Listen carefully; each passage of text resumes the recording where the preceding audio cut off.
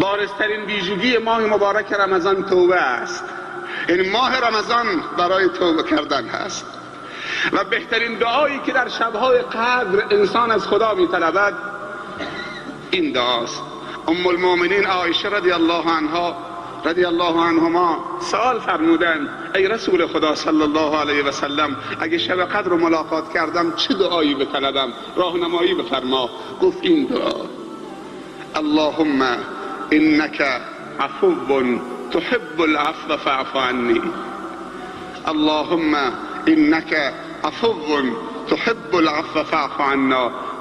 پروردگارا تو با گذشت هستید و گذشت کردن را دوست دارید و عفو و بخشش از بندگان گناهکار و تقصیرکار را دوست دارید. خدایا نگاه به بدی ما نکن، نگاه به خوبی خودت بکن.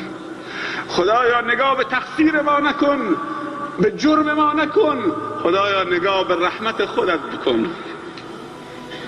خدایا ما در ماه رمضان از تو هیچی نمی‌طلبیم، فقط بخشش می‌طلبیم، مغفرت می‌طلبیم، رحمت می‌طلبیم، بهشت می‌طلبیم.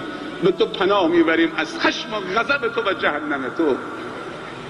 خدایا دستهای ما را خالی بر نگردان و امید ما را ناامید نگردان. بارزترین ویژگی این ماه توبه است. هر کسی در گذشته این ماه، این 24 روز کوتاهی کرده، این چند روز باقی مانده را دریابه. یک توبه نصوح دست جمعی لازم است.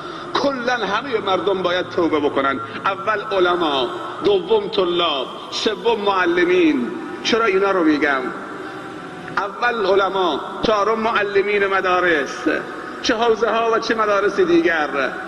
چون اینها بازاری ها، دانشجوها، ورزشکارا، مادرها، خواهرها، دخترها، پسرها، همه باید توبه بکنن تا رحمت خدا نازل بشود. علت گناه سه چیز است: یک جهل، دو ضعف اراده، سه تکبر. اگر گناه از روی جهل و نادانی باشد، وظیفه علما و معلمین و طلاب اینه که مردم رو آگاه بکنن، کلاس بذارن. خیلی از مردم گناه میکنن نمیدونن که این گناهه. وقتی بهش تذکر میدی میگه خدا ببخشه، کاش که 4 ماه زودتر میگفتی. خدا ببخشه، ما نفهمیدیم، کسی هم به ما نگفت، معذوریم. خدا از تقصیر ما بگذره، دیگه انجام نمیدهیم. وظیفه علما را سنگین میکنه. خیلی از مردم امروز میگوین ما نمیدونستیم این گناه، آلوده شدیم. طلاب کجا هستن؟ علما کجا هستن؟ کافیه رو کرسی نشستن دردی رو دوا نمیکنه. مسلمان ها را از ما میگیرن.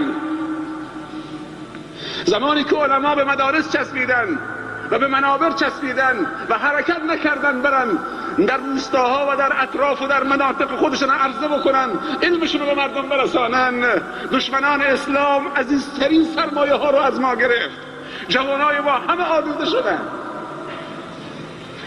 با نشستن کاری، در حرکت برکت است، در قبول زحمت رحمت است، در هجرت نصرت است. اگر علت گناه ضعف اراده باشد، خیلی مسلمان ها گناه میکنن، میدونن که گناه، اما نفسشون ضعیف است. اینا باید چیکار کرد؟ اینها باید دوستای خوب داشته باشن که هر وقت ضعیف شدن تنها نباشن، کمکشون بکنین. هر کسی ضعف اراده دارد و گناه میکند و گریه میکند، یک دوست خوبی برای خودش انتخاب بکند و بگوید من ضعیفم، من ناتوانم، من گناهکارم، مواظب من باش که من اشتباه نکنم.